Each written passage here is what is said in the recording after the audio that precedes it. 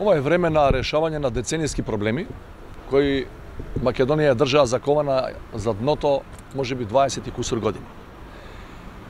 За ова работа да тргне напред и да излеземе од дното нагоре, најзаслужна е оваа владина структура и новата влада која од пред 2 години ја презема одговорноста за земјата. Во изминативе година и пол до 2 се донесоа навистина тешки и сериозни одлуки.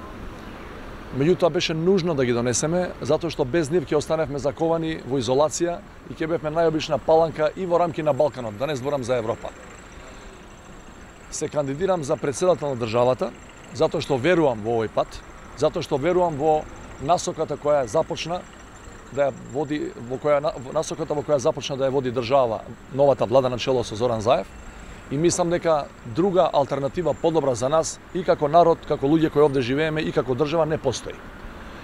Да не се замајуваме со алтернативни варијанти, бидејќи тие ќе не однесат таму кај што не треба да не однесат.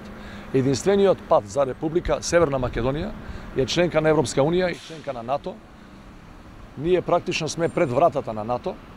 Очекуваме во јуни оваа година да добиеме датум за преговори и на тој начин да ја заокружиме таа стратешка цел Македонија да биде интегрирана во организации кои се пример за целиот свет во однос на просперитет, во однос на безбедност, во однос на почитување на човекови права, во однос на сервис на граѓаните и така натаму и така натаму.